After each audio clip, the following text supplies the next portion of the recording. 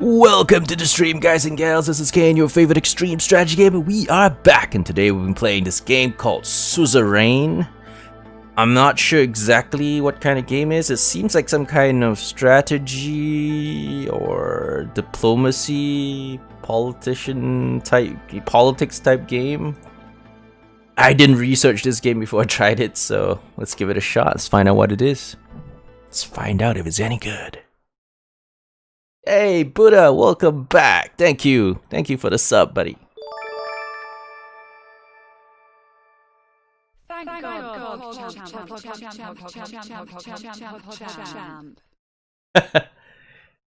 Too many Pog champs. Okay, here we go. Kingdom of Swordland. You open your eyes to the world. You came from...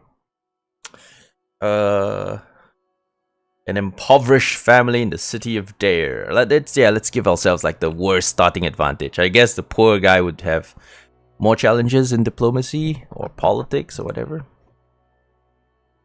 Your parents named you Anton. As the only child of a farmer, you spent your childhood among wheat fields. Life was not easy. You were too poor to afford a good education. The Rain family was caring regardless of the economically dire situation. Your parents always did the best to support you. The years passed. Oh, so this is your backstory. During a history class at school, the bell started to ring unexpectedly. You hear a loud commotion outside. As everyone tried to figure out what was going on, the principal announced a historic revolution. The kingdom was no more. The Republic of Swordland was born. You did not fully understand.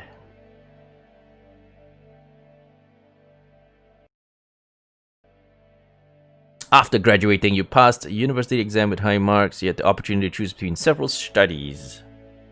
Law, economics, and history. Well, let's do history. I do like history. During the first year, you attended a lecture with David Whiskey. He was a well-known diplomat from the foreign ministry and the son of the president. After observing the hall in silence, he explained why realpolitik is important for successful foreign policy. He argued that a strategy based on practical and material factors would be much more successful in reaching Swordland's ambitions. What the heck is realpolitik? Is this some kind of code word? I have no idea what realpolitik is. Your only concern was passing the exams. I have no idea what that is. The soldiers entered the campus in the evening ahead of the first election. Many were in shock as the uniformed men created a security cordon and started arresting the teachers. A group of students started gathering in protest. Along with your best friend, Peter Vecton, you decide to protest with the students. One of the officers made a loud announcement that echoed through the campus. General Luderin declared martial law in order to restore the administration. Please stand back and disperse to your rooms. You rejoined the students that slowly marched towards a large group of soldiers. Suddenly, the soldiers charged.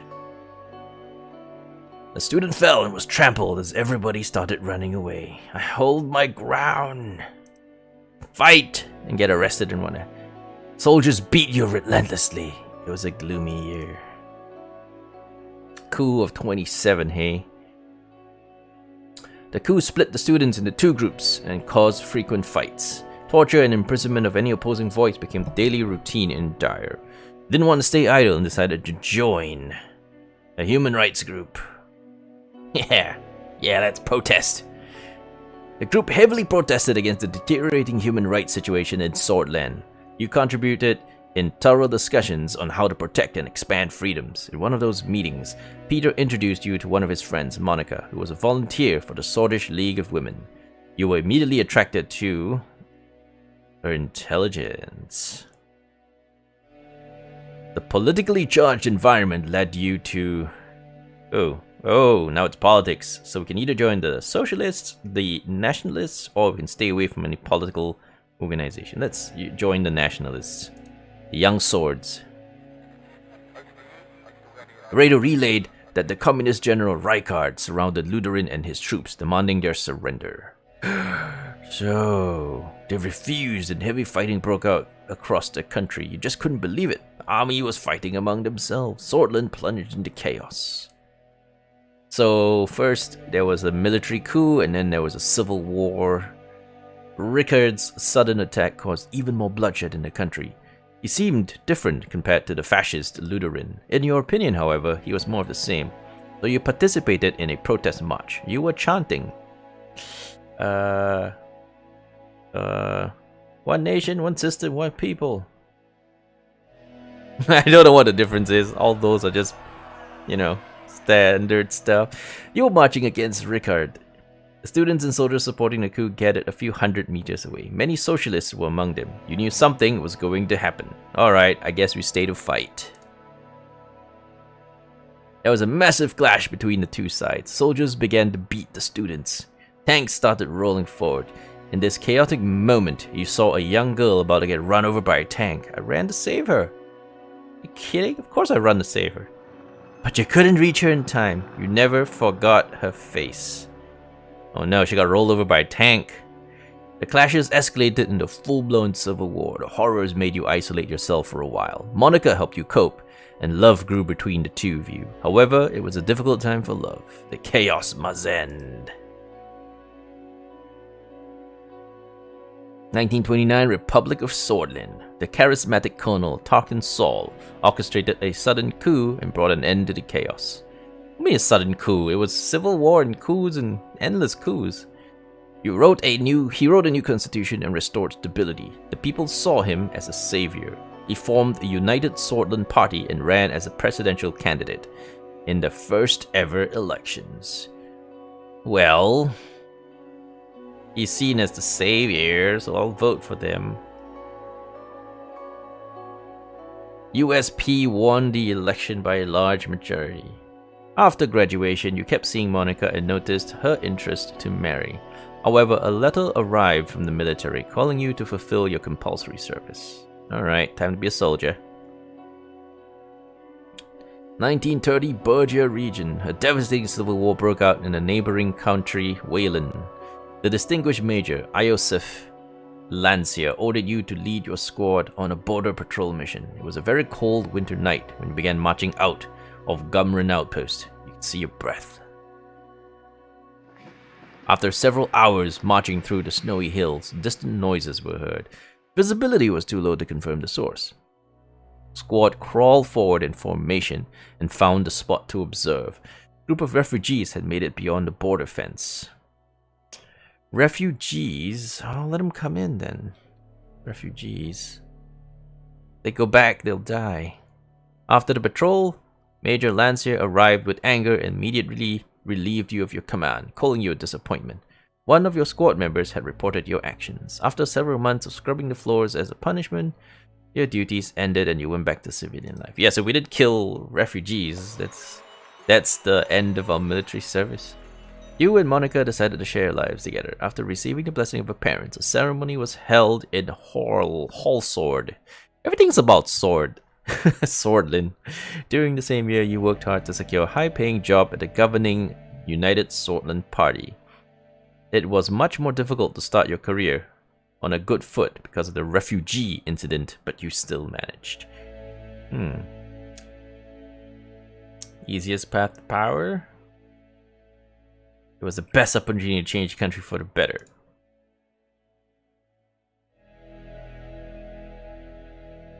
You became the foreign policy assistant to one of the more experienced members of Assembly. You worked long and hard, staying late at work, reviewing dozens of foreign policy plans. You're climbing the ladder. Saul strengthened the Republic by removing the institutions and symbols of the former kingdom from society.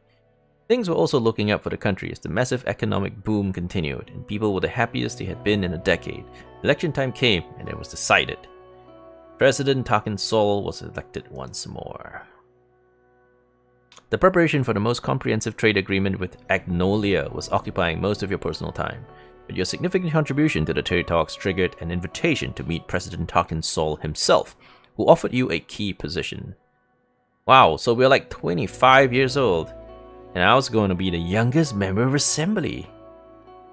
Wow. Started from the bottom, here we are. We accepted with doubts. They were too young. We're too young. We're 25. Alright, 1938, so 4 years later. As the youngest MP, it was difficult to connect with the influential inner circle. You needed allies, so you brought Peter as your right-hand man. The birth of your son, Frank, provided a brief moment of joy and relief.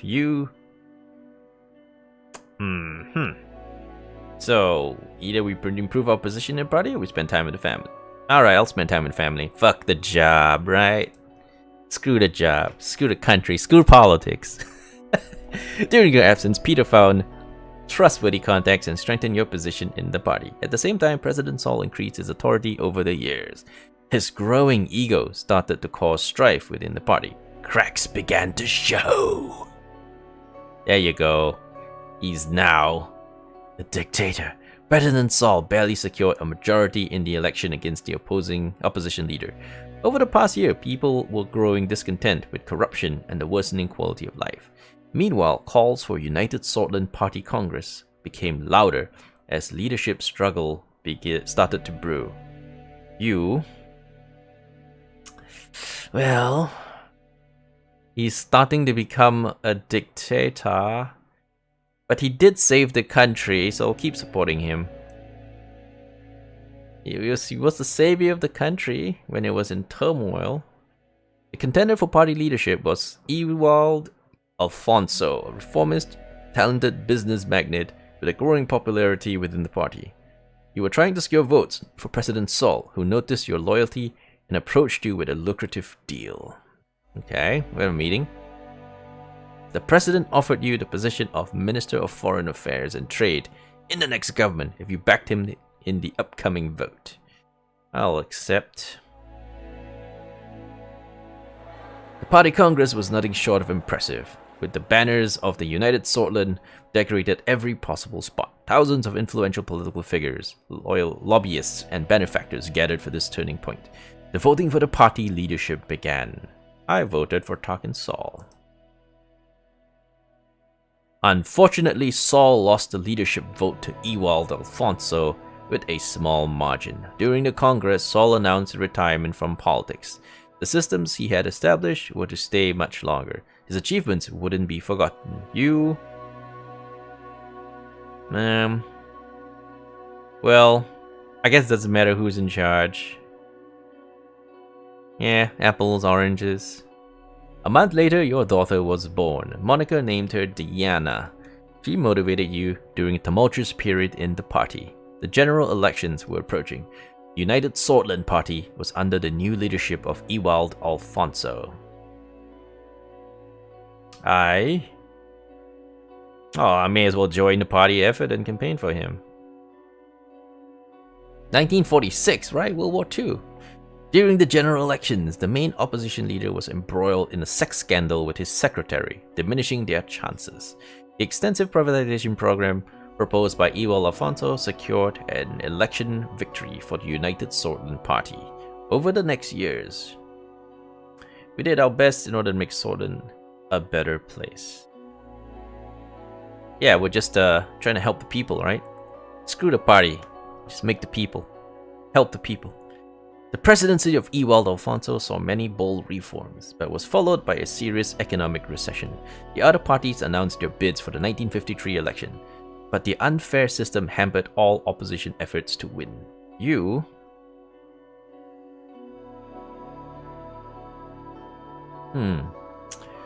The party could not survive another crisis. Well, I'm more worried about the economic recession, actually. The people, right? We're men of the people. Together with Peter, your presence in the USP grew, and you became the face of a new wing in the party.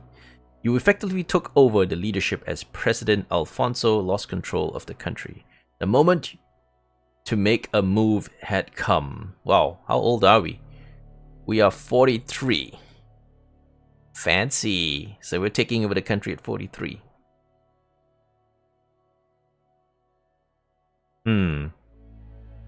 So we can blame him in public We can bribe and extort his inner circle. Or we can just advise him to step down.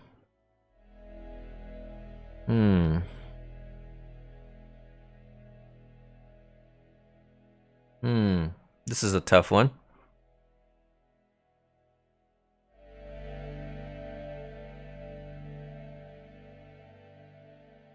We go in public and ridicule our past leader.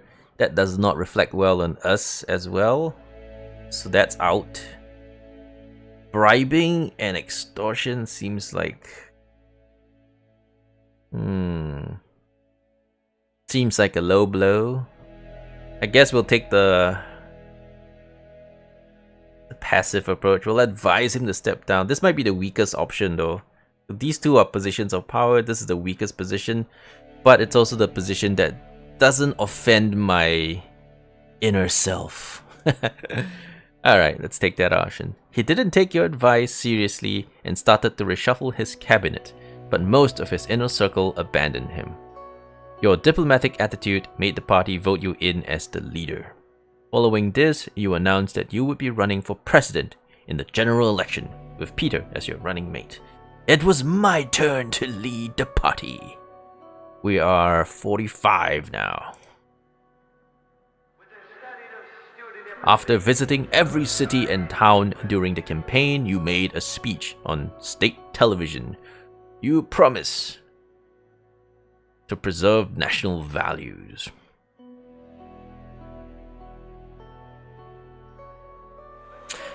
Great nation of Swordland, due to the incompetent leadership, enemies both internal and external are influencing our glorious nation. Today, more than ever, we need to unite under one flag and protect our values. Grashif Swordland. The broadcast ended. On election day, millions went out to cast their votes. It was time to face the truth. Okay, we're in power! Chapter 1, President Reign. Awesome. We number 1 now, boys. Look at us now from humble beginnings. As Anton Reign, you have made promises to the people of Swordland in order to gain their votes. They must now be considered very carefully. Economy. Swordland's economy had been based on a planned doctrine since its formation until the former president, Ewell Alphonse, enacted free market reforms. Now the country finds itself in between two different economic systems. Alright, I'm gonna promote free market economics. Capitalism for the win. Diplomacy. The intensifying global rivalry between capitalist Arcasia in the west and communist United Cortana in the east is opening new diplomatic possibilities. Swordland could take steps to align itself closer to one. So we could either go towards the capitalists, or so we're kind of like an Eastern European country. So we're playing a leader of a pseudo Eastern European country, and we can either align ourselves to the east or the west. It kind of, kind of feeling like this is kind of like a Ukrainian crisis thing. So if we go towards the west, if we try to join like NATO or European Union, then Russia will invade, that kind of thing. We're cornered between the capitalists, we're sandwiched between the capitalists and the communists, and one of these guys is gonna beat down the doors either way we go. Cool situation. So this is like the Ukrainian political game. Alright, so let's align ourselves with the West. Let's go towards NATO and the European Union, and let's see how Russia kicks down our door. Immigration. In recent years, Bludish, Wizek, and Agnolian immigrants flocked to Swordland due to relaxed immigration laws enacted by Ewald Alfonso. As a result, tensions between swords and immigrants have been increasing. Right, so do we do a Trump? Or do we do a not Trump? Let's keep immigration relaxed. Let's not be Trump. Term focus. We have also promised to focus on certain extensive subjects within our first term. The people expect us to solve the negative situations within this topic while providing an overall improvement to the related policies. Okay, so I gotta pick one of these. Health. Since the 1940s, the difference of service quality between urban and rural hospitals has been getting increasingly worse. The average life expectancy has dropped significantly. Education. The lack of schools, teachers, and even classroom equipment in certain areas caused massive gaps in the previously robust education system. Law and enforcement. Increased crime is pushing law enforcement to their limits, while judges at courts deal with huge and expanding backlog of legal cases. The military protects the country from hostile threats. While some see it as a massive financial burden, others argue it's a critical deterrent. I think we need to focus on education, because with higher education, it'll help all other areas of growth. I'm going to focus on education. Your promises will be remembered and they will have consequences. Are you sure about your decisions? Yes, we shall focus on education. 2 weeks have passed since we won the election. And now I was about to be sworn in as the 4th president of Swordland. Thousands were watching the inauguration ceremony and cheering my name, Anton Rain, the 4th president of Swordland. The die was cast.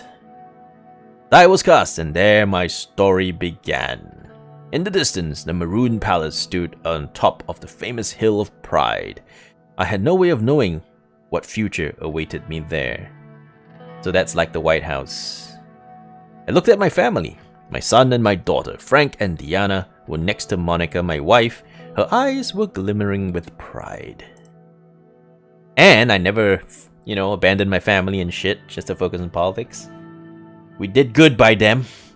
Then I turned towards the key people who made it all possible. Of course, each individual was promised an important position in my cabinet. As my thoughts slowly faded away, the reality of the situation dawned on me. Orzo Hawker, the Chief Justice of the Supreme Court, was waiting for me.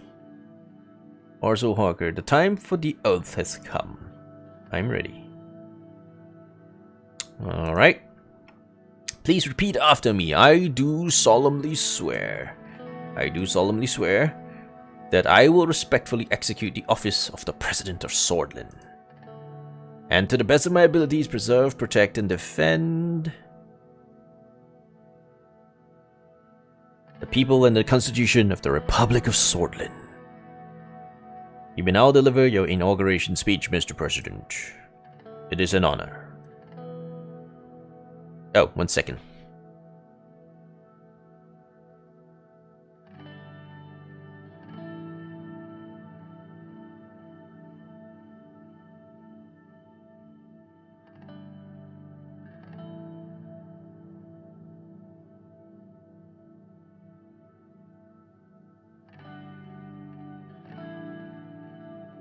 And we're back. It is an honor, sir. Alright, so let's start with brothers and sisters. Crowd looked very eager to listen to me. The current dire situation. We're enduring economic hardship like never before, and today our nation is falling apart. Our people, we suffer in this dire situation.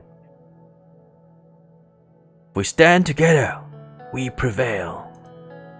In the past, there have been times of survival, times of conflict, and economic hardship too. But whenever we stood together, we prevailed. I promise you, we will stop the recession and eliminate poverty.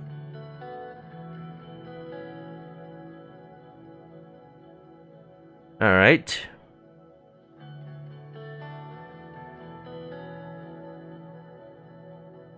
It is time for united and powerful Swordland once again. No, that's not right. Doesn't sound quite right. Change now, not in the next decade or years. Today. All promise potential. Our capacity as a nation has never been greater. Hundreds of thousands cheered. They were shouting my name in unison. I felt the responsibility, the power, and the burden all at the same time. Raise fist. Raised my fist in the air, which triggered a huge applause. I took a long look at the people of Swordland to burn this moment into my memory. One of the presidential guards came in to notify that it was time to leave. I made my way to the leading car in the motorcade. The presidential state car was a jet black Cadillac with flags of Swordland above the front headlights. Next to it, a man was holding the door. You know, the thing about games is that I have a concept, right? When it comes to game development, show, don't tell. This game just makes it easy by just describing everything, but you could just show images, you know? Show, don't tell. Show, don't tell. Game's not doing that. Game's not showing. Game is telling. That's less interactive for a game. Hello, Mr. President. Still under the effect of the speech I made, hearing my new title made me smile. If you allow me to introduce myself, I'm Serge, your new driver. It's a pleasure. The pleasure is all but mine. I respectfully bowed his head before opening the car door and gesturing inside. I entered the car. We will be heading towards the palace. The motorcade began to move. On the way, Serge proceeded to explain his duties as a driver. As minutes passed by, I found myself lost in thoughts again, barely paying attention to what he was saying. He suddenly made a gesture towards the now closer palace. Isn't it a beauty? The Maroon Palace. Okay. The Maroon Palace is where the executive branch of the Swordish government is situated. Yeah, it's kind of like a White House thingy, except, I don't know. Constructed to serve as a summer residence of the Elbrecht renown, but quickly became a structure of political importance. The turning point was when the Kingdom of Swordland was announced from the balcony of the palace, reflecting the shift of governmental power from Elori to Hallsword. I don't know, this is their newly constructed history. The Maroon Palace received its name from the maroon painted exterior walls. Again, this should be a show, don't tell kind of thing. But they kind of just took the cheaper method of just typing it rather than showing it. 100 rooms and several wings housing different branches of executive government. Underneath, the structure is a highly secure situation room where the president is safe from any danger and evaluates any security crisis. Yeah. Alright. He was right. Sunlight glinted off the palace's many maroon-colored domes. It was so bright that I had to look away. Every time I look at it, I am reminded of my duty to this nation.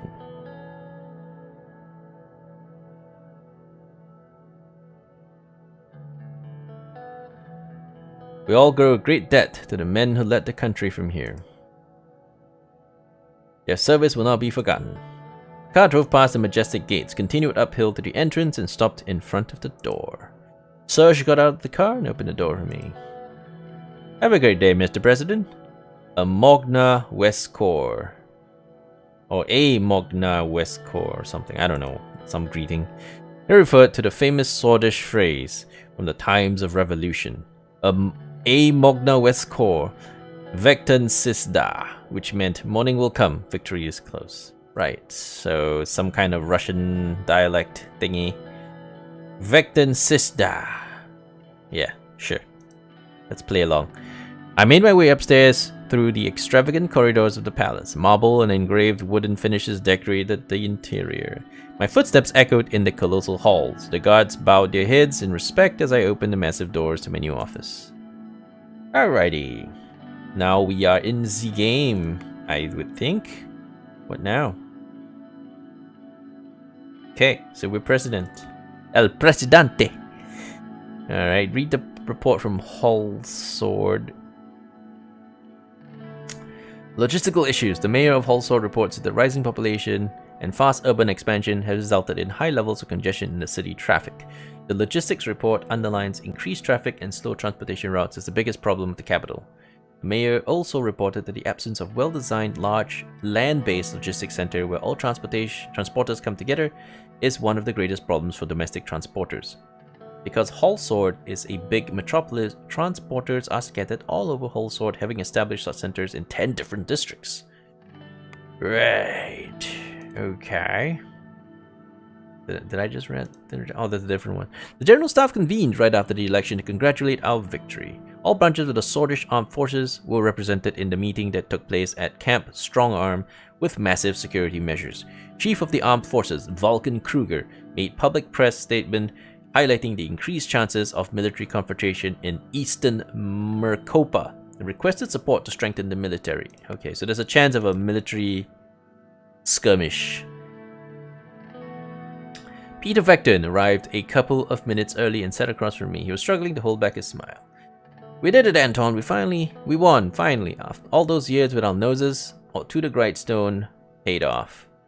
Peter's eyes sparkled. The strain of the past months had put a damper on his usual rakish charm, but today he was looking and acting more like his old self. He loosened his tie and undid the top 2 buttons of his shirt. Enjoying the new secretary I picked out for you? Thought you'd appreciate her gorgeous set of talents. It's a shame the rest of your staff aren't as easy on the eyes. He gestured to the slight paunch that protruded over his waistband. But hey, back in the university, did you ever imagine we would be sitting here in the Maroon Palace? We have to celebrate this great victory. Let's celebrate then. Got my hands on something special. An Allori Marine 30-year-old. Whatever that is. I opened the expensive bottle of whiskey, poured it in the 2 glasses I had prepared. The exquisite smell filled the room immediately. The 1924, that was my freshman year. Also the year after the revolution. Very difficult times, to be honest. But this smells like heaven.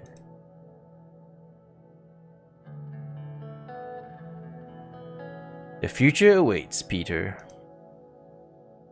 Toast. I raised my glass and toasted with Peter before smelling the whiskey, taking a sip. Sweet vanilla tone combined with an oaky taste developed and a lingering smokiness. Sure, Peter really seemed to be enjoying himself. What a taste. This is how we should start all meetings, Anton. Yeah, but we wouldn't get much done. Remember the last administration? Yeah, we are different. They just enjoyed the privilege. We can't make the same mistakes again. We learned from it all. Sure you did, Peter. I sure do hope so. The door swung open and Lucien Gallarde, my chief strategist, walked in. He was a compact man with sharp, bird-like features. After briefly surveying the room from wall to wall, he sat down, poured a glass of water, and opened his briefcase in a series of quick, graceful movements. Gentlemen! The tall case clock in the room struck 3 o'clock. Damn, you are exactly on time. Hello, Peter. Lucien then turned towards me. He very slightly bowed his head. Glad to see you, Lucien. It is a privilege to be here, sir. Lucien spoke in soft, clipped tones that immediately drew your attention towards what he had to say. Peter and I waited for him to proceed. We will start the meeting by evaluating the current situation. The majority of the Swordish people demand change. They are more concerned about the economy than the constitution, but they blame the system for their problems. People are losing their trust in our democracy. This frustration even causes some to reason with figures like Bernard Sersas. It is expected that we bring the change the last government did not. Swordish poet, novelist, short writer, blah blah blah blah blah blah blah. Swordish avant-garde. So okay, this is boring. Next. Franz Richter, leader of the Reformists. Oh shit, these are political figures. I guess we have to pay attention to them. Leader of the Reformists believes that true change can only be done by transferring some of our powers to the Assembly. I'll move into the details of their demands shortly. Swordish politician, businessman, and leader of the People's Freedom and Justice Party. Major shareholder of the construction company Taurus Holdings. Before his political career, he studied economics at Lochhaven Business School and worked for the Watchman of Human Rights in Arcasia. After his return to Sordia in 1924, he formed a company that imported machine parts from Marquesia. He made several investments into service and industrial companies. He helped open research and development departments in these companies and promised innovation in Taurus Holdings after he acquired its majority shares. Alright, it's still kind of a boring background. Alright, so do we agree with these reformists? Democratize our currently broken system. Yeah, but if we delegate too many of these responsibilities, then we lose control.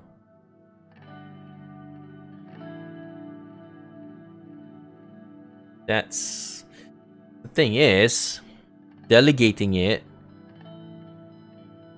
maybe a good thing. Yeah, let's go ahead and delegate some of our responsibilities as a government.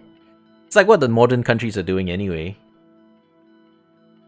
Delegating public infrastructure to private institutions and companies seems to work well.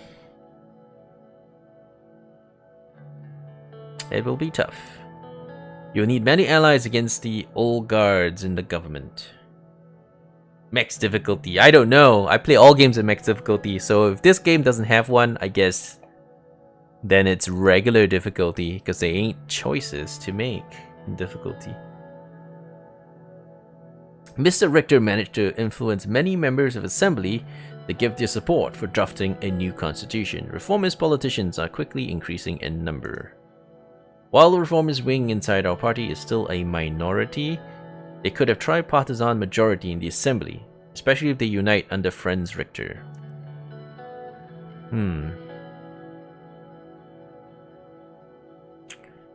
Yeah, they could be a potential ally in our goal to maintain a majority in the Assembly.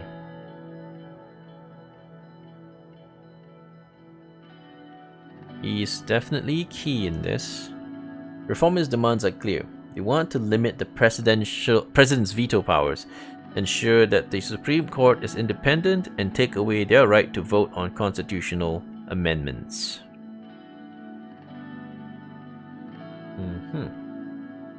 Let's see. Yeah. We'll listen to their demands.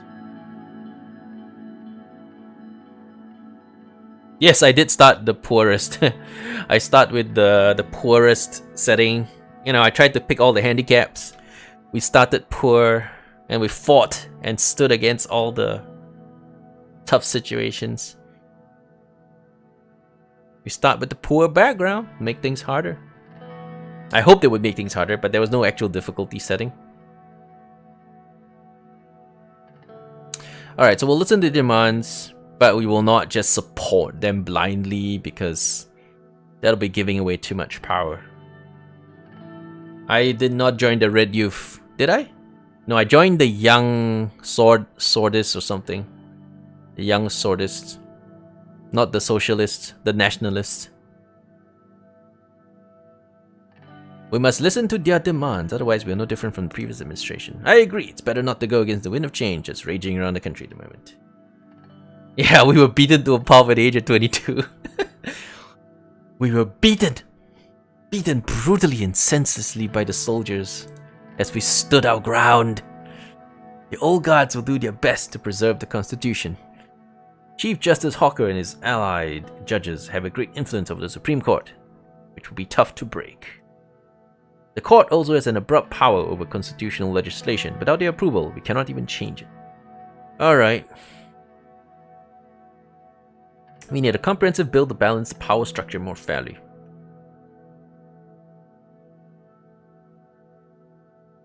Yeah, going against the court system. That is very risky. But we need to balance the power structure, because otherwise they'll keep too much power for themselves. Alright, let's go against them. Old guard won't like this. Yeah, let's piss off the old guards then. A comprehensive reform that will make the reformers happy would mean maintaining a balance between all branches of the government. Which means removing your absolute veto as well. The reformers demand the loopholes in the Constitution to be fixed. Looks like we have many challenges ahead. We will figure it out. Our party still holds 130 out of the 250 seats in the assembly. That is power. No, it isn't! You're barely in the majority. You're not in power. You're not in power. This is barely 50-50. You're gonna lose.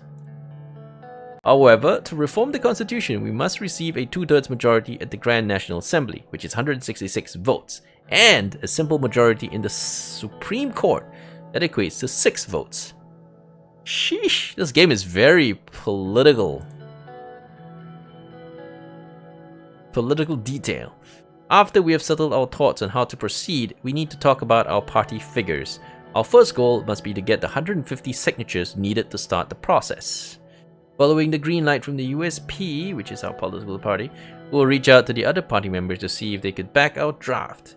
Then the last step is to convince the justices of the court. Yeah.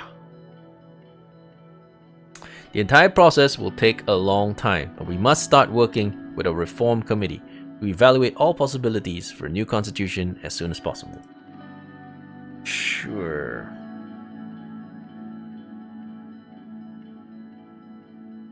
Let's write a more democratic constitution with the reformist. We shall reform. It'll be tough to persuade our base when working with the reformists of Mr. Richter, but we need a new constitution. The key thing here will be strengthening the power of the assembly, which we already lead with majority. Yes, the divisions of power need to be rebalanced for a better swordland. According to the initial draft we made for reformists, there are 2 changes to the constitution that are not open for their discussion. First, the Supreme Court will no longer vote on constitutional amendments. Second, the President's absolute veto will be taken away. This can be replaced with a limited veto system by fixing the current loopholes. I'm fine with that.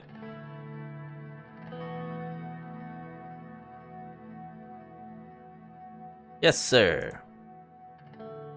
We will form a reform committee together with all parties and start reaching out to all the stakeholders in the Assembly and the Court for a new constitution. More information about the requests of each parties and reform contents will be available later this year. Another important note, we must be aware that the Lotharberg group, the oligarchs, convene under this organization to influence economic policies. Conraf led it for a long time. According to the report, some members of the National Business Council are in their pockets.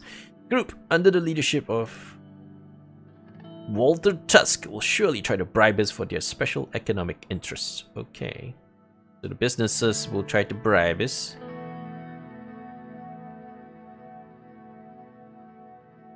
So do we allow ourselves to be bribed? That is the key here.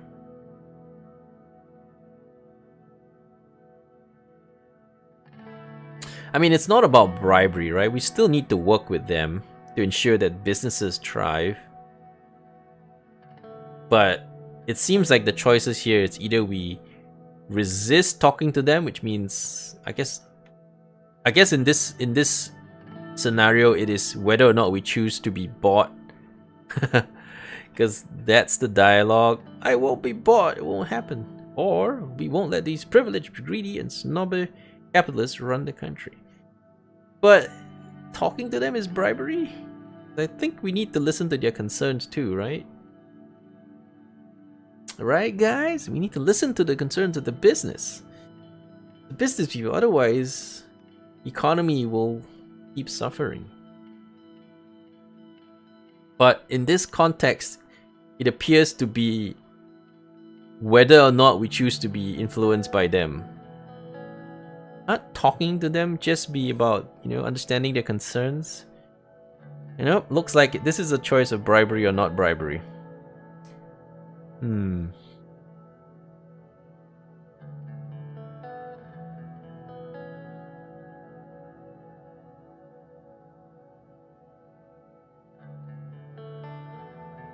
Tough. I can't ignore the needs of the business community.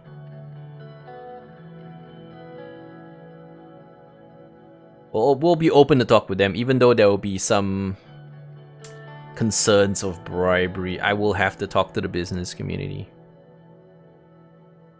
Always easier for the administration to have their support. As far as I know, Marcel Coranti has some strong ties to this group, and we'll be using his influence if we deem it necessary. He will want something from us for sure.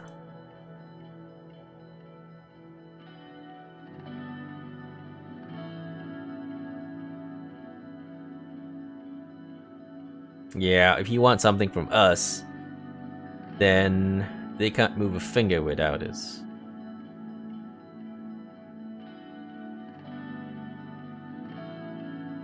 Wouldn't be so optimistic. The capital they represent could damage the country significantly if it was to be diverted away. We need to tread carefully on all sides with all powers players to survive our term. I need to underline the seriousness of the situation. The military and the general staff is a powerful element in the state, and as history tells us, a dangerous one too. There's some wiggle room to make structural changes like reducing their budget, but it is limited. We can't drop our military because there's also a risk of war on the Eastern Front.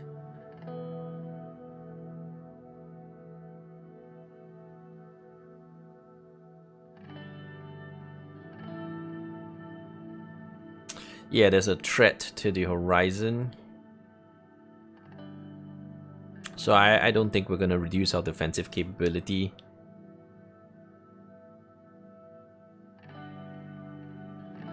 I would advise the same. The budget should be maintained and we should refrain from confronting the military too directly.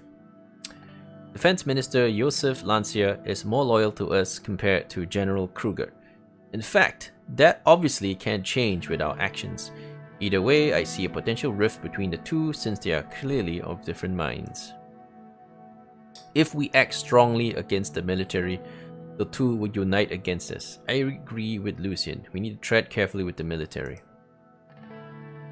Well then, gentlemen, precisely 20 minutes. This concludes our strategy briefing, political briefing for today. Our next meeting will be about our media strategy. Talk to you soon, I'll be in touch. See you in the next meeting, Lucian, Anton. So this entire game is just reading lots and lots of text dumps. There seems to be nothing else in this game. Just reading lots and lots of text dumps. I disagree with the design of this game. They really should try to show more and tell less. Because games should need to be visual. And this is a lot more telling than showing. Public opinion report. People's views on the need for democratic reform in the government structure has changed over the last decade. Reformist propaganda from the leader of the People's Freedom and Justice Party, Franz Richter, have resulted in a massive increase in the demands for democratic reforms. It is estimated that currently 55% of the population supports reformist ideas. Okay. Alright, meeting with the media strategy. Both took their seats across from me. Lucian put his reading glasses and quickly went over some documents. Let's begin. First of all, Lucian, you mentioned that Marcel Coranti contacted you. The Corantis had always been known as one of the richest and most influential families in Swordland. Marcel Coranti was no exception. He was the oldest son of Konrad Coranti, the industrialist and media Mongol who founded HOS, richest man in the entirety of Swordland. He has offered to meet with you, Mr. President. What does he want? Or why is he sending his son? Unfortunately, he passed away today. Oh shit. So his son's taken over. Well, after the passing of his father, may he rest in peace, Marcel aims to be the next CEO of the Haas conglomerate. He mentioned a productive collaboration. They are a powerful and influential media conglomerate. To start with, they own the Swordland Today newspapers, the Swordland Broadcasting Corporation, the Swordland everything. Which means it would be wise to have them on our side. Sorry for interrupting. Alright. Sounds like there's potential there. Definitely potential. Potential could go both ways. But let's not get ahead of ourselves. First, we need to determine our general approach to media. I have far less expertise from the matter, but very interesting arguments were made by Lucian at the preparation meeting yesterday. There are two ways we can approach the media. One of them is by influencing it, which has clear advantages. The other is by keeping independent. So, do we do the socialist thing of controlling the media, or the capitalist thing by letting them be independent? Let's go with independence. Let's go with the capitalist route. Ideally, yes, but an unpopular leader will not be able to pass even the easiest reforms. It is of utmost importance to maintain the public popularity and avoid any damaging scandals or mistakes. I must stress one thing, Mr. President. The more people we have on our side supporting our agenda, the more we can accomplish. With someone on our side in an influential media organization, we can do this very easily. I see what you're getting at. I agree with Lucian, but isn't there another way to avoid these issues? We can always hope for the best. Do we really think that nothing can go wrong, especially considering the near-term history of Swortland? 2 knocks were heard on the door. Please come in. Livia Suno, my new secretary, entered the office. Her dark curls bounced as she crossed the room to my desk. She spoke with a slight tilt in her voice. Excuse me, Mr. President. Mr. Gilardi's secretary has been calling me and want to relay a message. Marcel Caronti, the new CEO of Hoss Conglomerate, is on the line from Mr. Gilardi. Well, the ball is in our court now. Would you like to talk to him, sir? Would like me to? I'll talk to him. Connect the line to my office. Right away, sir. Connecting the call to line 1. Lady Livia left the room and the phone started ringing. Alright. Talk to the media guy. It's a pleasure, Mr. Caronti. The pleasure is all mine. I know your time is valuable, so I will not waste any of it. I was just elected to be the CEO of Hoss. My strategy in the running of this conglomerate will be different than my father's approach. This is why I'm offering a partnership deal regarding our media branch. I would like to formally invite you to my resort near Conriat for a meeting to discuss the details. Yeah, what's up, good times? Well, what does that entail? Our future as partners, Mr. President. Surely we can't talk about the details on the phone. Just with a face-to-face conversation with you. I'll send you the details through my secretary if you are interested. Yeah, sure, I'll meet the guy.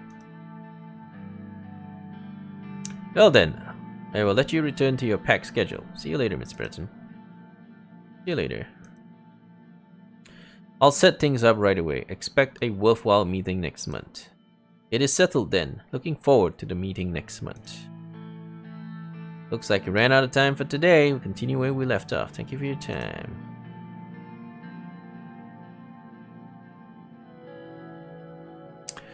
Getting attention of key and potentially dangerous figures.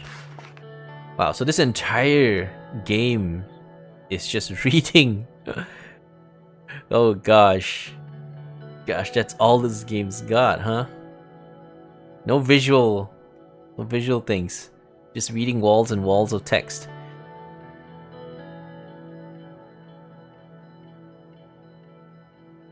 Economy is poor, our budget's weak, our wealth is low.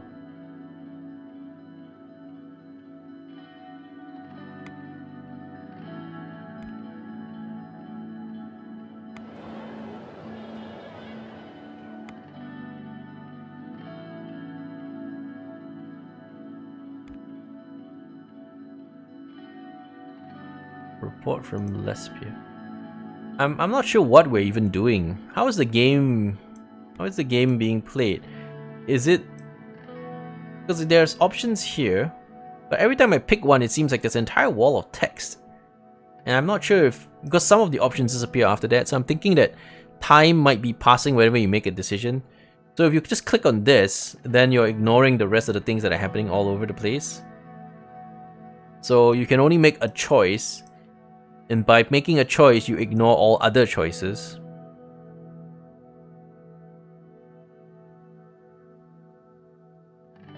So if we click on this, for example, we ignore the stuff that's happening in the capital.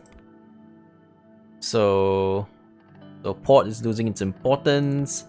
And then there's increasing homelessness. And then there's situations here, lack of investment, low production. And then there are these foreign... Congratulate. These are different empires. Oh, they are congratulations. I'm wondering if it matters then. Rumberg, huh? There was a threat of attack from Rumberg. So I'm not sure how this game is supposed to be played. but it seems to be reading walls and walls of text. I guess the choice could come from which wall of text you choose to read. Because there's one here, there's a couple here, and then there's some foreign options. I'm not sure if you click one of this, do you bypass the other options? Because I've clicked on a few things and it seemed to have more things showing up and different things showing up. So time might be passing as we make those choices, I wonder. Okay, so let's go do some other walls of text. Let's do this like an investment thing from Arvory. Nah, just a report. The mayor of Arvory, Eric Neal, reported a lack of adequate infrastructure around Arvory, which seriously undermines the attractiveness of Arvory investment climate. Foreign investors, particularly from Agnolia, are becoming hesitant to invest in the city. Meanwhile, according to data published by the National Business Council, around 19% of a company's total expenditure in Agland is absorbed by logistical costs. While in peer regions, this is below 10%. That's it, huh? Okay, so that was just a report. Low production. Alarmingly low levels of production growth in the region of Agland, where there's high rates of food insecurity, malnutrition, and rural poverty in inner parts of the region. Okay. But I can't do shit. I don't know what there is. I cannot do shit. I can't do shit about it. They'll just tell you what's going on, but I can't do shit.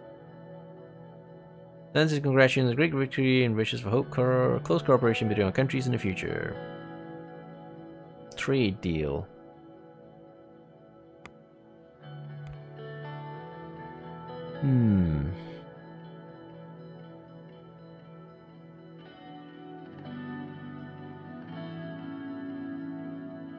Oh, we had unfair advantages in prior trade deals, huh? So they think. That's right. Just in case you thought there wasn't enough walls of text to read, they added some more random text where you cannot make any choices. Yes. So there are more random walls of text where you make no options at all. Like these.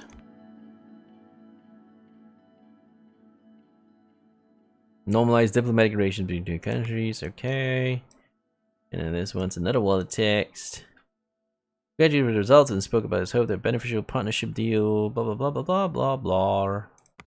Alright, this game definitely has too much text. Too little visuals. Very much reading a book rather than playing a game. The region of Bergia is among the worst hit regions in Swordland, where homelessness has skyrocketed since the economic recession. The number of homeless in the city of Dare is more likely to have increased by 25% in last year. Rise was particularly stark among Bloodish people, where homelessness increased by 72% in just 6 years. It is reported that homelessness amongst ethnic minorities has reached the highest level in more than a decade. Bloodish minorities in the region now account for up to 47% of all homeless people there. Alright, so there's a race of homeless people, and of course, we can't actually do anything about it.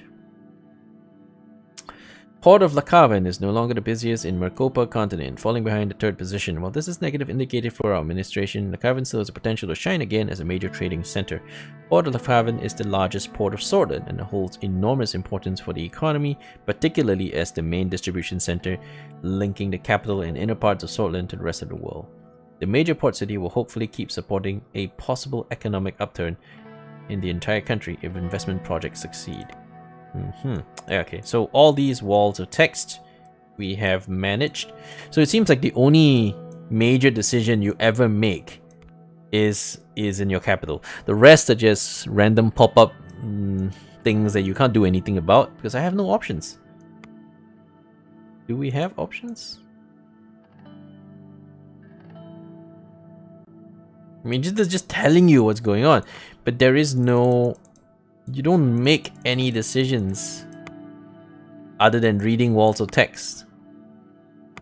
So there's nothing we can do here. You can find out more about them, but it's all more and more reading. It's getting pretty boring, to be honest.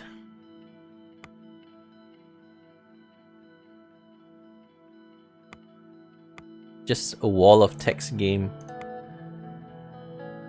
So, vice president, chief strategist. And then you got these people. Hey, what's up, Budgie? Yeah, we're playing a wall of text game. There's a chapter, so I guess it's a storyline, linear storyline thing where you react to situations. It feels okay, to be honest. I feel that this game is like a, you know, like a choose your adventures book where you at the end of reading a page, it says, if you do this, turn to page 247. If you do this, turn to 256 or something like that. You know, it's one of those choose your adventure games. You turn to the page and then read more, and then you read the more, and then you make a decision and you read some more. Okay, alright, it's more like reading a book. Campaign Finance Bill. Read the report from Alsford. The Reform Committee reports any potential change in the Constitution and direction of the reformers will likely result in strong opposition from the National Front Party. Members of Assembly in support of such direction seem to be in great numbers, possibly make up the majority of the Grand National Assembly, while most members of the United Swordland Party seem reluctant about supporting such changes. Alright. These are the reports, and that is the major decision. Oh no, that one's also a major decision. Alright. Okay, let's skip some of this. Gus, do you really think such an economic advanced area is more in need of investment than Aglan? Okay, so now you have to decide where the money goes. Right. When Interior Minister strode in, she was clad in shades of brown and beige. The only spot of color, a bright yellow Nura star on her necklace. Gus followed close behind. Don't be an idiot, Lilias. What about the unemployment crisis the Greater Hallsword and Gilesland regions are going through? These areas are economic heartland. Gus curled his hands into fists. Minister of Agriculture and Rural Development's temper hasn't changed since his days in the Alphonse administration. Neither had his reputation for getting things done. His far-reaching network of connections was unlike any other. Quickly stepped between the two ministers without looking at either. He cleared his throat. Good morning, Mr. President. Oh, it's a debate about just a disagreement in internal economic strategy. Not sure if I would call it a disagreement, Lilias. Can you explain the situation? Mr. Manager proposes that we should invest in already developed regions. Meanwhile, many cities in Agland, like Lundcurve and Avery, still don't have basic commodities delivered in time. What's your take on that, Gus? So, I have a very good construction company willing to take government contracts in Greater Hallsword and Gilesland. This would boost the rural economy. I think it would be wise to pick investments that will go through these regions. What are your thoughts, Simon? I have to say that I agree with both of them.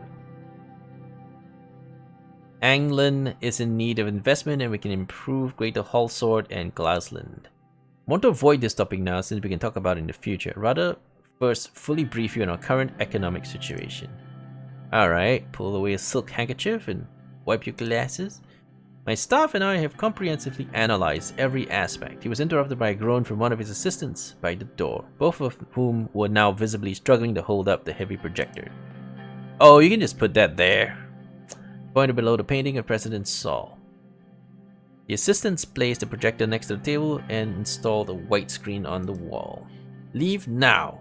I mean, thank you, and please leave now.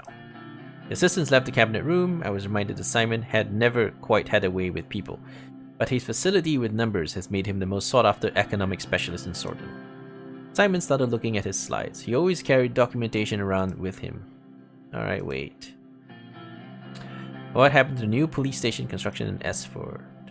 While going through the briefcase, he paused for a moment to answer. It got stalled due to a government property boundary issue. I've been meaning to look at it. I can take a look at that one. Esford needs all the security help it can get. Sure, more time for me to spend on analysis.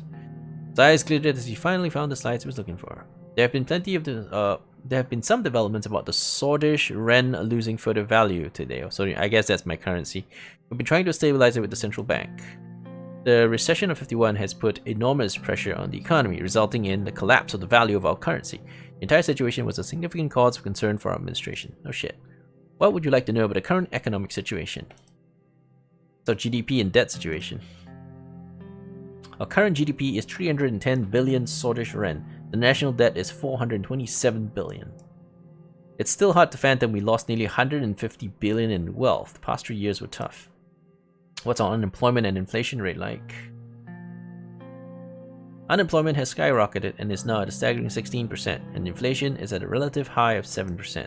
Unemployment is increasing crime and drug use. We need to get people off the streets. Inflation isn't helping our average citizen either. Alright, so stages of recession. Economy has been in recession of about -6% in the past year. Average GDP has dropped from SR 15,000 per capita to 10,000. Wow, we lost a lot of money, huh? GDP has crashed. This administration's success depends on our ability to stop recession. The sooner we can reach GDP growth, the better. Alright. Simon scattered the paper stack in front of him in an orderly manner, took a final look at his notes before clearing his throat. As you can see, the situation is alarming, but not everything is negative. The extensive privatization program of La France left us a large budget surplus, which we can use to stabilize the crisis. So we have a budget surplus? Impossible! Didn't he deal with a recession? How would you have a budget surplus when you had a recession to deal with in your term? Anyway, whatever the story is, we end up with some money. The primary subject we need to settle on is what general path we will take in our term. Solonomics-based nationalization happened in the 30s and Alphonse privatization happened in the 40s. What will our administration focus on? One of our main promises was to promote a free market economy to stop the recession. To be frank, I believe it's the only way out of the recession. I still do not support it. Why promote the private sector when we have qualified state-owned enterprises? Yeah, that's because that's socialist. Because the lack of competition has made them inefficient. That's correct. Exactly. Competition is good.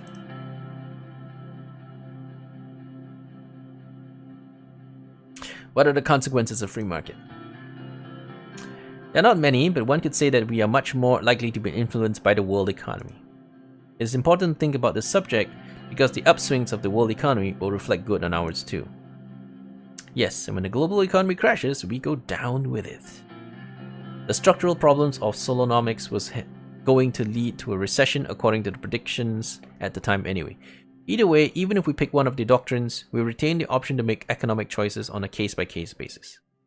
That is, however, not recommended in my point of view. The last thing we need is a chaotic economic plan. Alrighty.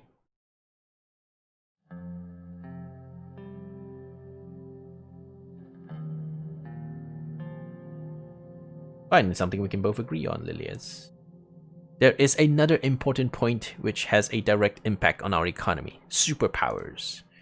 We might have won the election, but I'm still against aligning ourselves with any superpower. Economically speaking, we are much more closer to Arcasia than United Cortana, so a decision to align with the West makes more sense. We must be very cautious. There are schemes being devised about Swordland. We cannot give in to their wants now or in the future, otherwise our country will turn into a pawn. Just gifted Gloomhaven this game.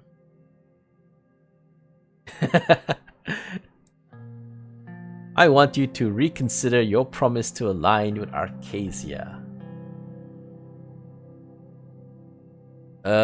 Promise to align with Arcasia. Right, this is the West, right? Arcasia is the West. So like we're aligning with NATO and the European Union. So that's the West. Either we align with the West or we align with the East, the Socialists.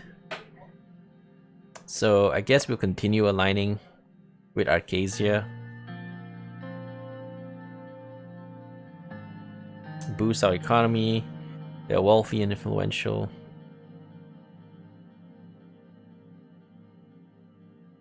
Exactly, I like to think of it as a valuable partnership. With the deals we will be getting by aligning ourselves with a strong country like Arcasia, recession will surely end in no time. In return for what? Swordland's independence? When the time comes, I hope you make the right decision for our own good. Let's not get ahead of ourselves. Minister Whiskey will be in charge of informing you on these types of foreign policy decisions. We must first decide on an internal economic plan. Simon put forward a legal document outlining the possibilities with both economic doctrines listed. The cabinet ministers looked at me. We have to thank Saul and his planned economy for the boom. Let's finish what Alphonse started with the capitalist free market reforms. His path was going to enrich Swordland. Yeah, let's do that. The recession was the direct result of his free market reforms. Yeah, maybe at the start, but we have to push it on. History must note that the reason for the recession was because Ewald Alphonse was betrayed by his party. That is not true. There was plenty of time for him to do it. If you can't make change happen in 2 years, then you are at fault. What's on our long-term economic schedule? Picking a construction company, trade relations, tax reform, and privatization initiatives would be some of them. Sticking to a solid planned economy strategy would be the right call. The 5-year plans were fruitful in the past. Make us strong as allies? Yes, of course. Make Arcasia look at our country in a more positive light. They are proponents of the free market economy. The influence Arcasia's on the world economy is extensive. Our economic strategy will be based on internal reasoning though. Alright, moving on. What are your final thoughts then, Mr. President? Political institutions must remain in state control, must be fully responsible in delivering services. Privatization to create financial resources.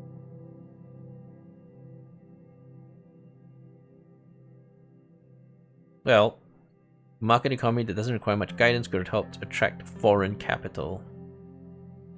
Yeah. Especially from Arcasia, President Walker is always interested in expanding the economic zone of ATO. It could secure lucrative investments from capitalist countries. So what will our general economic plan promote? Free market economy, of course. Lilius disagrees, but she's a socialist, so... Now that there is clarity on which direction we are heading, I will work on a good plan accordingly. This concludes our meeting. At our next gathering, we'll talk about upcoming infrastructure investment plans. Oh my god, more walls of text. Oh god. Now that the economic direction was taken, the ministers dispensed for lunch at the Maroon Palace. This game really takes dialogue to the next level. So much walls of text. Not a hell of a lot to do other than reading walls of text. Yeah, this is a text-based game. There's no real graphics. There's a few circles and a map. That's it. There's no graphics in this game. It's just reading walls of text. I can't say I like this game. It's very boring. There's nothing to do other than read walls of text and respond with walls of text. It's so boring. The recent collapse of the tourism industry in Landkirk has led to a reduction in trade traffic and road maintenance. I mean, it's all very well written. It's like very politically well written. You know, it's like everything is like reading political reports in the news or something. But it's kind of boring. Yeah. So infrastructure is shit here. Ports, roads, bridges lack investment. Didn't even show to a warehouse. Yeah, sure. So it's all about reading reports and then making decisions. Oh my goodness. My level of boredom is getting really high. Let's see. More infrastructure reports. Blah blah blah blah blah blah. Alright. Okay, so this is a major decision. Invest in mega infrastructure. Decision to invest in one of 2 planned mega infrastructure projects. Dish. Increasing unemployment. Okay. Sign or veto the electoral campaign finance bill that is approved by the Grand National Assembly. Alright. The criteria for allocation of public funds shall no longer be according to the number of votes won in the General Assembly by general election by a political party, The new criteria will be the proportion of seats won by a political party in the assembly. Political parties shall receive an annual amount of 500,000 Ren per member of assembly. This results in a doubling of the USP election budget and a slight increase in other parties in the assembly, while effectively removing all funding from parties that are below 10% threshold. Oh, I have no idea what that even means. What does this mean? All these decisions. Ugh. So it doubles my election budget. I guess it strengthens existing political parties and weakens independent parties that have lower than 10% election thresholds. So the strong get stronger and the weak get weaker is what I'm reading from this. So by signing this bill, it will make my party stronger and it'll make all the stronger parties stronger but weaken everybody else. Ah, sure. Okay, so the only other choice we have is to decide on this mega infrastructure project. Invest in infrastructure. The Ministry of Economy has put forward 2 bold plans for mega infrastructure projects that would help the economy recession in the long term. Investing in projects of this scale will take some portion of our budget, but could prove worthwhile if accomplished successfully. -1 to government budget. Alrighty. Alright, we'll do it. There goes our budget.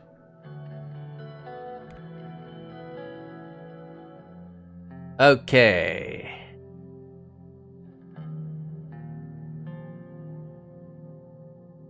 Mr. President, we need to focus on boosting the economy as quickly as possible. One of the fastest ways to achieve this is through infrastructure projects. Agreed. On the one hand, businessmen are complaining about the slow logistical rail network between Hall Sword and Lockhaven. On the other hand, citizens are criticizing the lack of a proper highway connection between Lockhaven and Avery. The narrow roads to the seaside are not only dangerous, but also difficult to traverse. Oh, okay. Alright, we'll go focus on the business.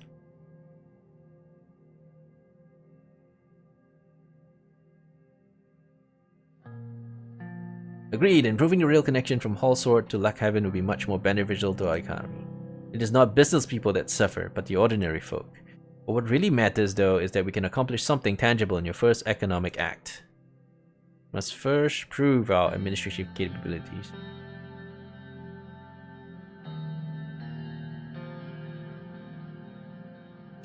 Therefore, I define 2 important projects for your attention. The H3 Highway Project and the L1 High-Speed Railway Project. Okay. The Ministry can only support 1 project at a time with the current capacity and budget. Let's move on to details.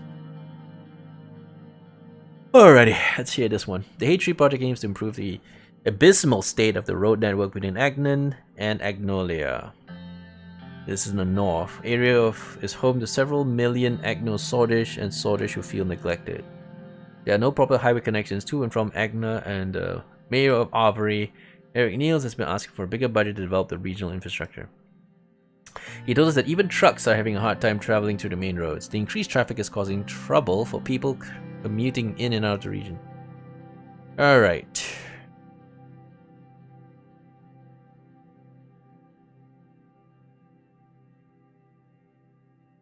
So in the north, sure.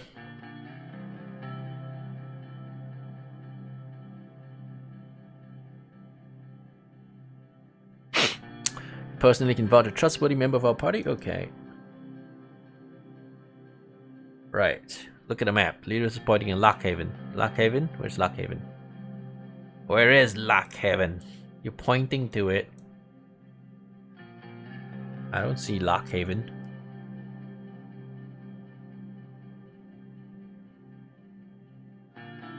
I don't see Lockhaven. Oh, that's Lockhaven. Okay, that's Lockhaven.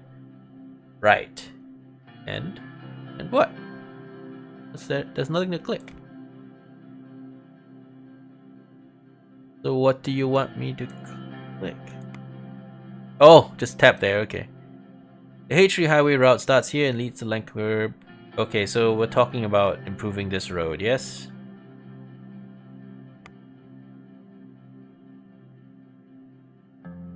From there it goes all the way to Avery. Yeah, okay.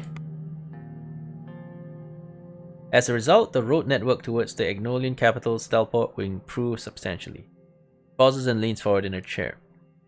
I saw the central government continuously neglect the Agno-Sordish dominated regions when I was mayor. Is this administration going to continue that kind of negligence?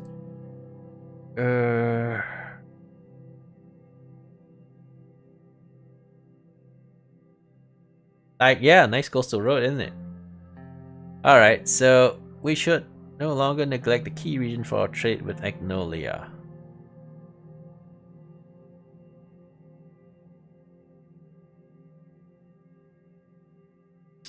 I am for all Sordish citizens without separation or preference, therefore we should think about the country overall. It has to point out that the highway would be less beneficial in the near term. I have to disagree. It will increase the speed of transportation throughout the region. Our citizens will be quite pleased if we successfully accomplish this. Besides, if we enter trade talks with Agnolia, they would see the investment as a positive sign. This is very interesting, but can you tell me about the railway project? Your predecessor, Alfonso, has failed in delivering this campaign promise, but we can start the construction of this groundbreaking railway project. As you know, our current trains cannot meet the standards of today. Many other countries adopt new electric engine technology to power up the trains. We fall one step behind. But to the newest trains in United Cortana, traveling at incredible speeds has piqued the business interest. They too want to transport resources and materials from Hallsort to Lockhaven with great speed and efficiency. So it's about trains or roads.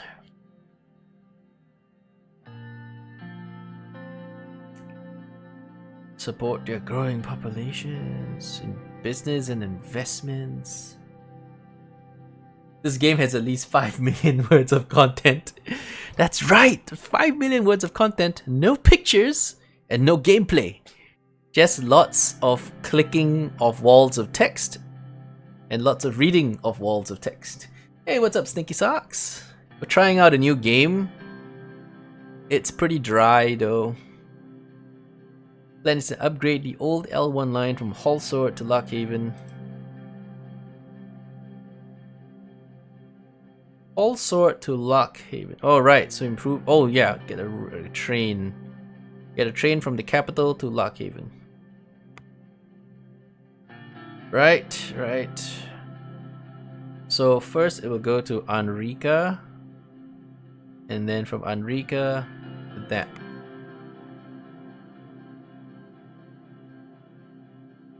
And then connect to Lockhaven. The L1 will significantly boost the economy and the newly linked cities and even the rural areas in between. Lockhaven is our primary port, so the goods unloaded there will be transported to Hallsort much faster. Yeah, this will benefit us as a whole.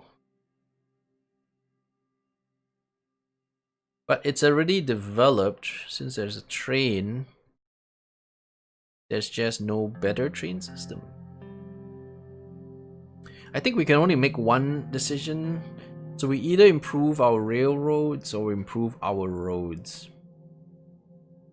I'm gonna improve the roads, I suppose.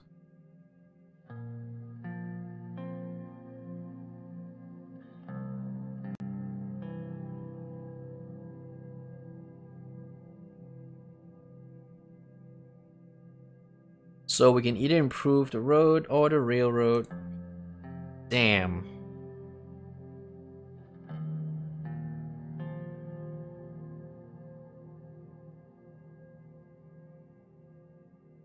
This is a less rewarding investment in the near term, they said. This will bring more money in the near term.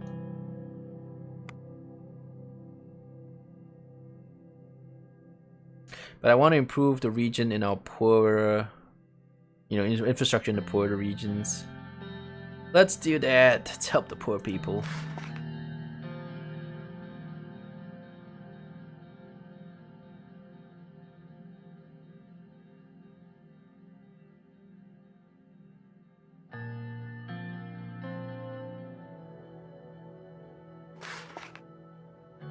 And that's it. What next? Invest in Arcasian company stocks. A personal investment opportunity has been relayed by Mr. Manager, an experienced stockbroker in Ventry City. Arcasia is selling valuable shares of Armadine Industries, an up-and-coming electronics manufacturing company. We could invest or let the opportunity pass. Oh, that's my personal wealth. I don't have much. Let's go ahead and spend it. To blow my money in that stock.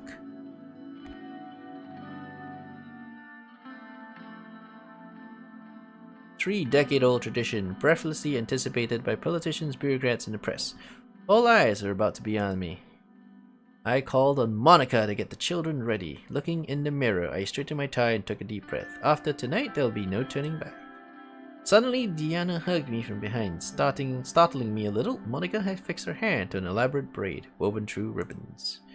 Papa! Mama told me it's time to go. Hello, darling. I am ready. Where's your brother?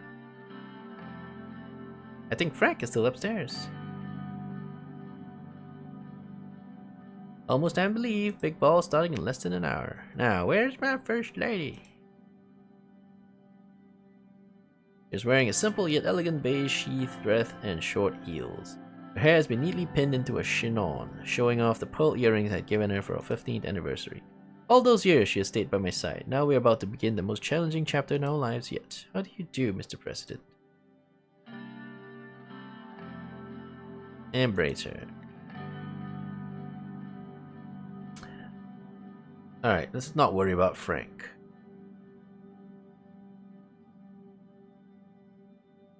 Come on, Frank.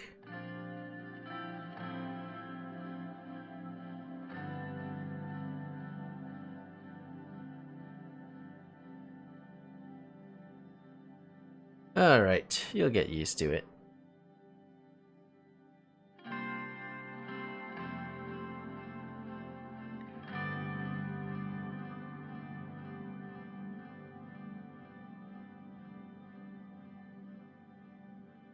Lots of pretty girls to dance with.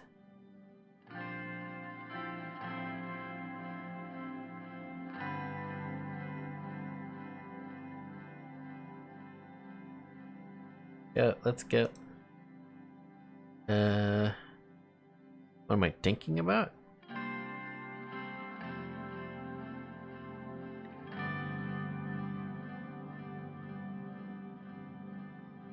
You're gonna fix everything? Good call, kiddo. Good call.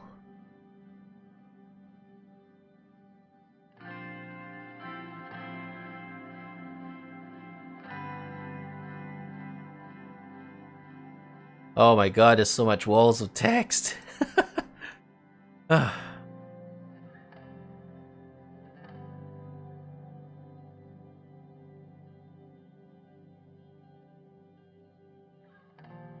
Okay.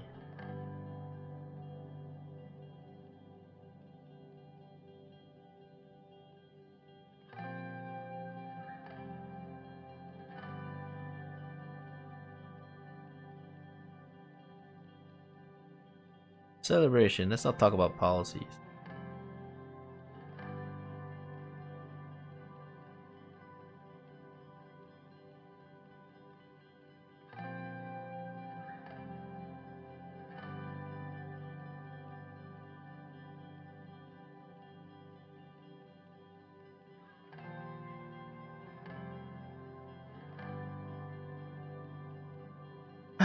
What is this?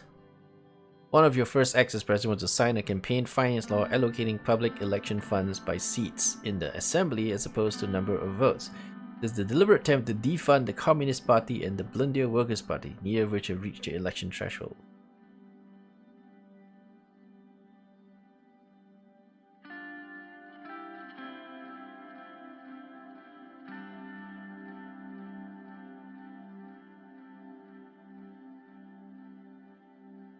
My motivations are not for you to know.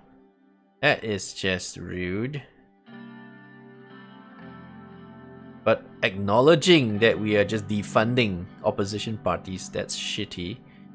But we don't want to say that we also need money to stay in power. That's just That's just arrogant.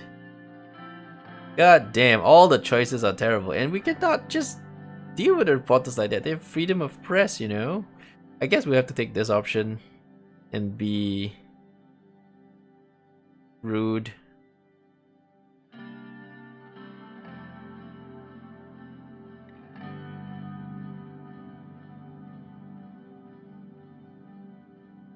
Alrighty.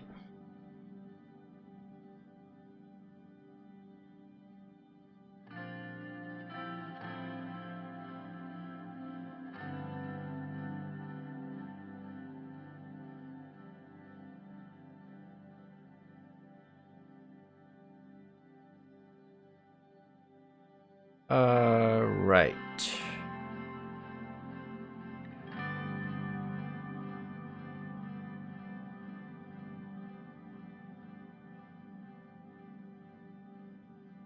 This guy just wants to celebrate all the time.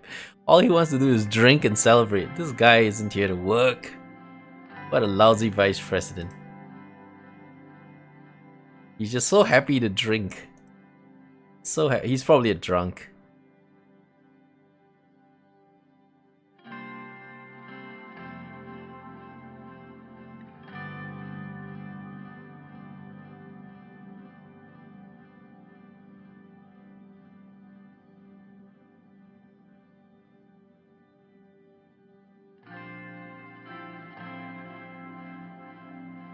Yes, let's go.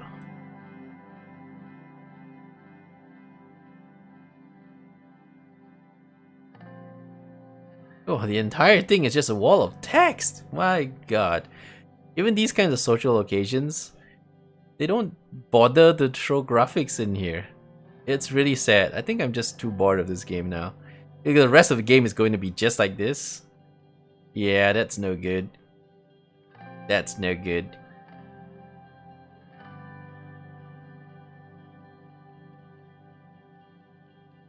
That's no good.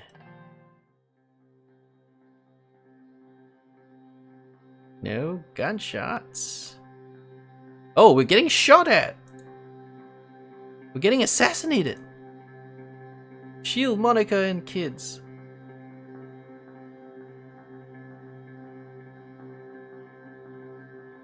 We're getting shot at. Chaos broke out as some guests flung themselves under their tables and others ran towards the door screaming.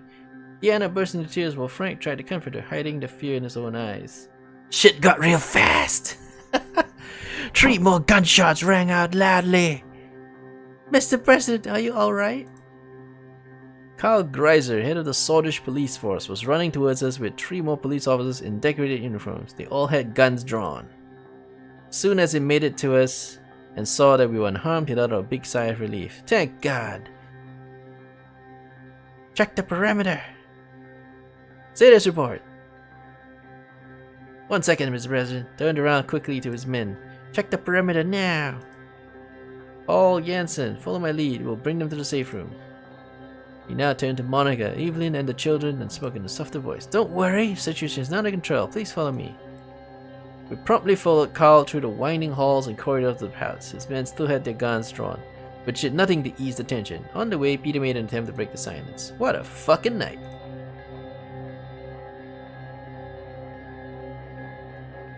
It's not over yet.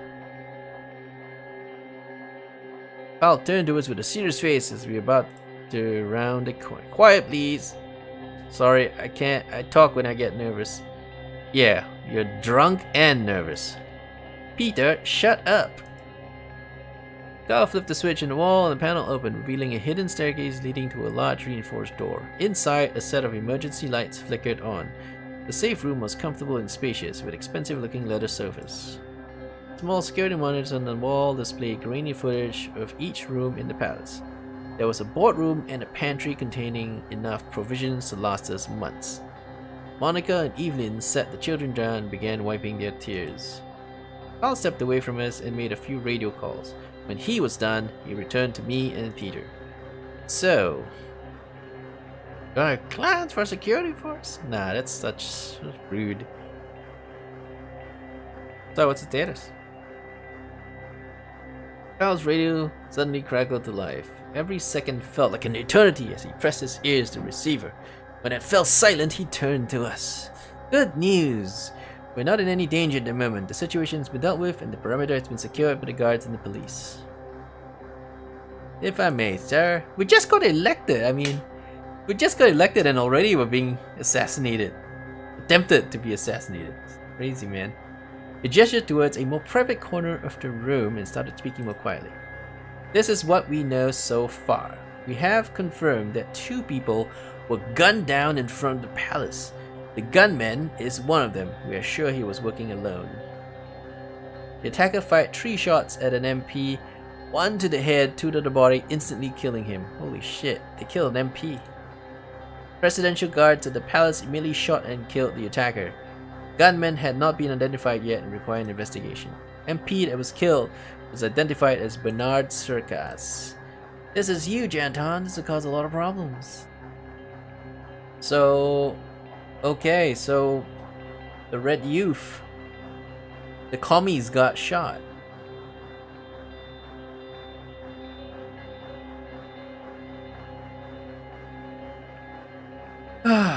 What have we gotten ourselves into?